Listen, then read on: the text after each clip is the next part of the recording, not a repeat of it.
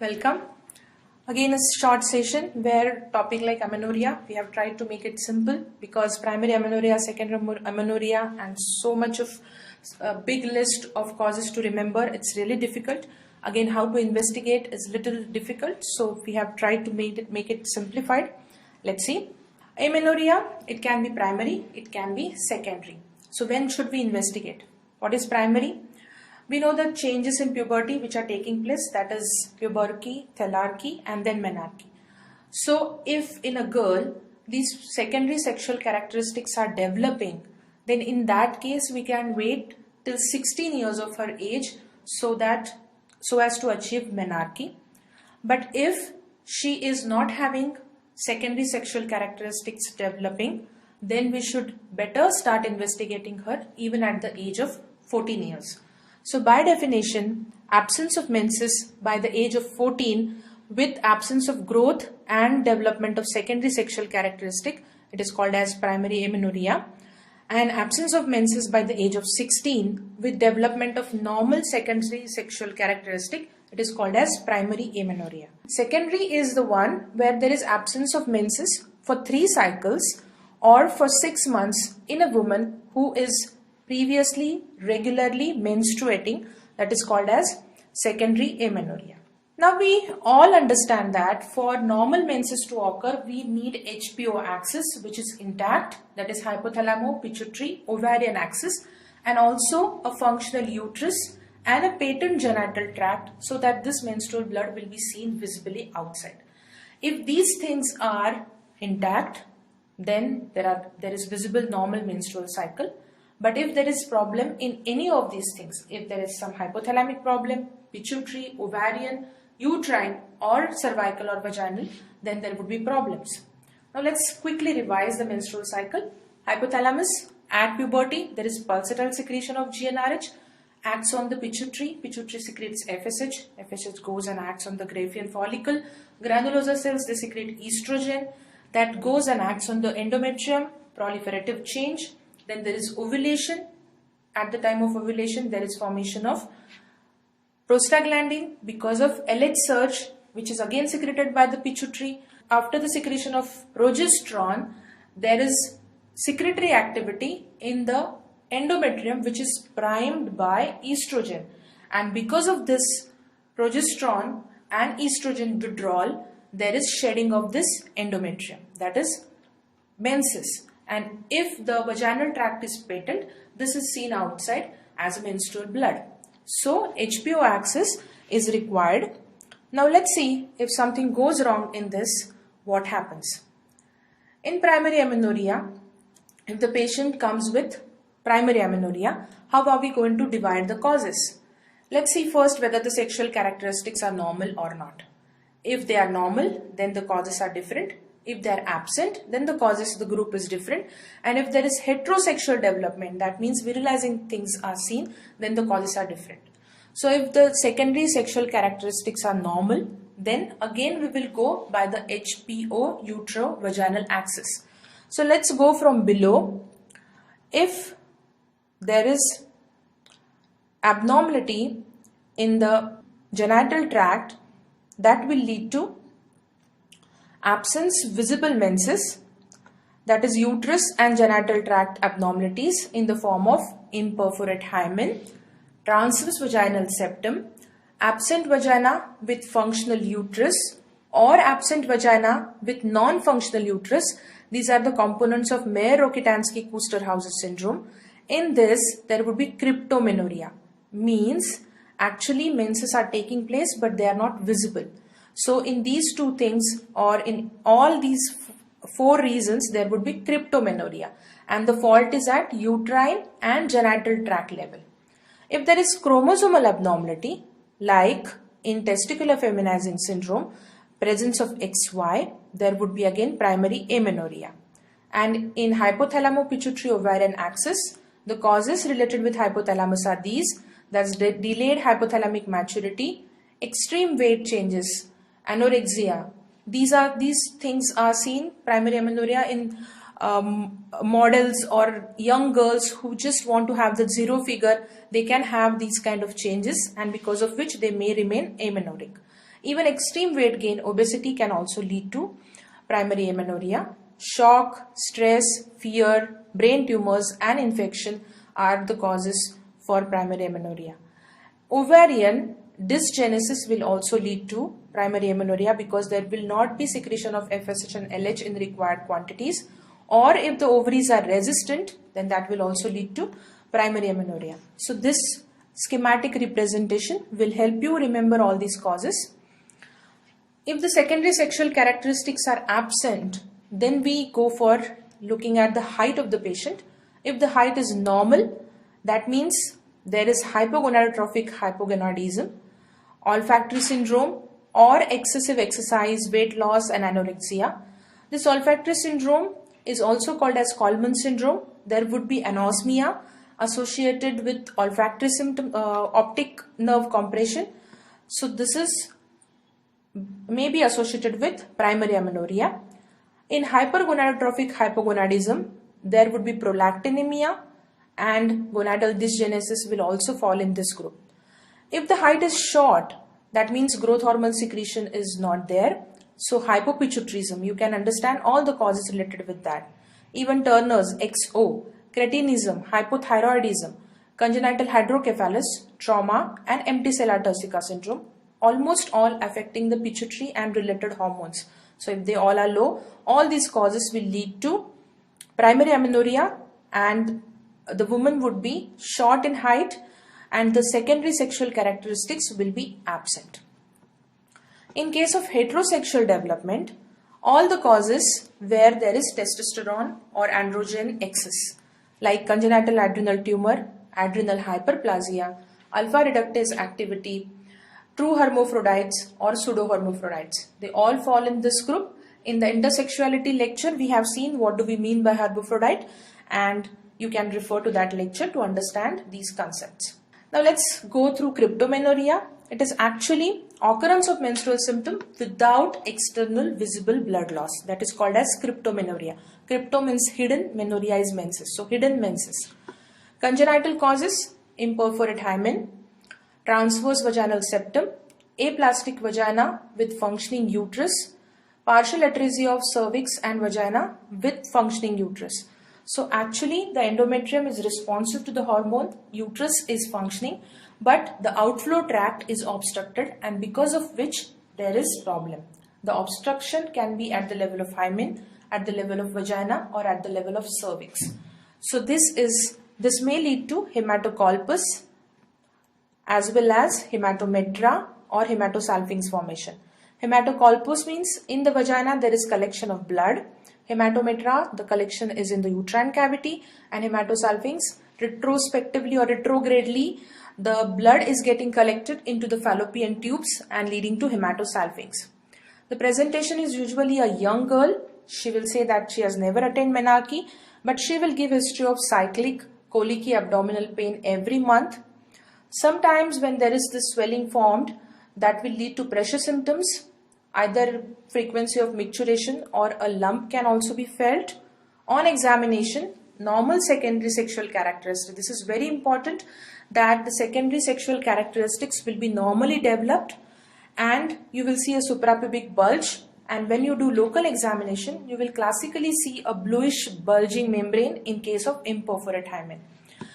PR if you do in this case, because PV examination we cannot do, then you will feel distended either vagina or uterine cavity, so that mass would be felt on the PR examination. Ultrasound will confirm these findings. IVP is must in this because congenital anomalies of genital tract, they go hand in hand with renal abnormalities. They both develop together. So if you have any congenital genetic abnormality, you should always go to rule out renal abnormalities along with that. So genital tract, renal abnormalities, renal tract abnormalities, genital tract. So both of them should be evaluated. Treatment, you have to just take a simple cruciate incision at the imperforate hymen and let it drain on its own. No pressure is required, because if you give pressure, there may be the menstrual blood may fall in peritoneal cavity, and that will lead to future endometriosis. So on its own, this starry blood, let it fall. Just we need to give antibiotics so that it should not get secondarily affected, and there should not be any adhesion formation or PID changes. This is quite commonly seen in Mayer-Rokitansky-Kuster-Hauser syndrome, provided the uterus has functional endometrium. In that syndrome, it is also possible that uterus is non-functional and then there will not be cryptomenorrhea. Mullerian agenesis, because of the defect in the development of the Mullerian ducts, there can be abnormality at any level, upper portion of vagina or cervix, and that may lead to cryptomenorrhea. Absence of uterus or vagina should be confirmed. Now coming to secondary amenorrhea, let's see what are the common causes. Physiological, pregnancy and lactation. Nutritional, again anorexia nervosa and extreme obesity. So weight is very important for maintaining the hormonal milieu. If a woman loses weight or puts on weight, both can affect the GnRH secretion and thus leading to hormonal imbalance. Genital tract, obstetric injury, chemical burns, cervical atresia, Fothergill surgery, genital tuberculosis and Asherman syndrome, they will lead to changes in either there can be cervical stenosis or atresia, vaginal atresia or uterine adhesion formation because of all these procedures, and that will stop visible menses. And this is again secondary amenorrhea commonly caused in obstetric practice. Ovarian causes, either if the patient receives radiotherapy or sometimes if there is premature menopause, that the ovarian reserve is over, or sometimes ovaries become resistant, premature menopause or resistant ovary, or if there is any autoimmune disorder, the antibodies are formed against the ovaries, there would be secondary amenorrhea. Common reason in ovarian factor is PCOD. There is possibility that patient would become secondarily amenorrheic. Or in the presence of masculinizing ovarian tumor, there would be androgen secretion, and secondary amenorrhea is quite common. Pituitary diseases, pituitary tumors, Simon's disease, Sheehan syndrome. Sheehan's, again MCQ point of view, it's very important. After PPH or sudden blood loss, there is anterior pituitary necrosis because of the arteriole getting ischemic, there is vasoconstriction at the arteriole level, the blood supply, and that leads to lactation failure and patient becomes secondarily amenorrheic because of all the secretion. The anterior pituitary gets necrosed. That is Sheehan syndrome. Hyperprolactinemia, that is Chiari-Frommel syndrome or MT-Sella-Turcica syndrome. OC pills, drugs like tranquilizers, AHT, metoclopramide, they all will lead to pituitary causes for secondary amenorrhea. Now going to hypothalamic causes. If there is GnRH deficiency or vigorous exercises or sometimes pseudocyesis where the patient thinks that she's pregnant.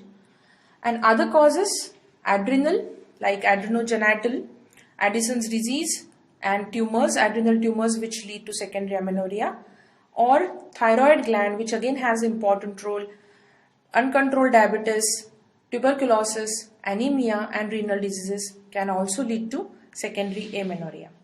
When we assess the patient, we should take history, detailed history, then detailed physical examination is important, nutritional status to rule out anorexia or obesity, height, weight, vital signs. In anorexia nervosa, there would be hypothermia, bradycardia, hypotension and reduced subcutaneous fat. Androgen excess would be suggested if there is excessive facial hair or acne. Delayed puberty in the absence of facial and axillary hair. Laboratory tests, ultrasound, pregnancy is always to be ruled out. Thyroid function tests are important, prolactin levels. FSH and LH levels are also important. If the FSH levels are very high, that suggests that ovary resistance or ovarian failure. If LH levels are very high, that indicate gonadal dysfunction. Laparoscopy in some cases is important. CT MRI would help. How do we evaluate these patients? How to investigate them? Suppose a patient comes with amenorrhea, look for secondary sexual characteristics. If the secondary sexual characteristics you find normal, then do a simple ultrasound. On simple ultrasound, if you see the uterus absent, then naturally you are thinking of karyotyping. The next step is karyotyping. If the karyotype is XX, then you are thinking of the absent uterus or vagina, that is Mayer-Rokitansky syndrome. If karyotyping is 46XY, then the diagnosis becomes testicular feminizing syndrome. If uterus is present and it is enlarged and you can see the outflow is obstructed, then the simple, it is cryptomenorrhea. If the anatomy appears normal on ultrasound, then let's go for hormonal assays. Important hormones are FSH, LH and PRL. If they are normal, then that suggests there may be hypothalamic problem. This FSH, LH, PRL can be normal or can be low in hypothalamic failure. If LH to FSH ratio is more than 3:1, then clear cut it is PCOD. If the levels of these hormone FSH is very high, then that means it is either resistant ovary or Turner's or premature menopause. If FSH and LH is too low, that suggests there is pituitary failure. And in case there is high PRL, that is prolactin levels, then that suggests that there is hyperprolactinemia or prolactinoma, and X-ray skull is advised. So this was when secondary sexual characteristics are present, simple ultrasound, and we have completely evaluated the patient. If the secondary sexual characteristics are absent, then look at the height of the patient. If the height is normal, FSH and LH, if they are low, the causes are hypogonadotrophic hypogonadism. If FSH and LH level high, then go for karyotyping. If it is XO, then naturally it is Turner's. XO, XX, then gonadal dysgenesis, premature ovarian failure, resistant ovarian syndrome. If it is XY, then naturally we are dealing with testicular feminizing syndrome. If the height is short, FSH and LH again, FSH, LH low, intracranial lesion. If they are high, again go for karyotyping. XO, that is variant, Turner syndrome. Now if the secondary sexual characteristics are like male, there is hirsutism, then the causes are PCOD, adrenal tumor or ovarian tumor. So this tells us how to evaluate a patient simply whenever the patient comes with primary or secondary amenorrhea. Now let's see some common or some rare syndromes, I should say. Lawrence-Moon-Biddle syndrome, MCQ can be asked. There is hypothalamic amenorrhea, mental retardation, polydactyly and retinitis pigmentosa. Froelich syndrome, there is hypogonadotrophic hypogonadism, obesity may be there, and genital hypoplasia. Treatment in primary amenorrhea, correction of the cause. Sometimes we have to give estrogen replacement therapy depending on the cause, like testicular feminizing syndrome. If pituitary tumor, then treatment with surgical resection, radiation and drug therapy. Surgery to correct abnormalities of the genital tract. Then therapeutic intervention for secondary amenorrhea, we may have to give cyclical progesterone because most of the times estrogen is there in conditions like PCOD. The common things where if we add progesterone, menses are there. If there is increased prolactin secretion, prolactinoma, bromocriptine. GnRH when the cause is hypothalamic failure, and thyroid hormone replacement in case of cretinism or hypothyroidism. So this simplifies the topic, that is primary and secondary amenorrhea, and I'm sure this will help you to go through and understand the topic better. Thank you.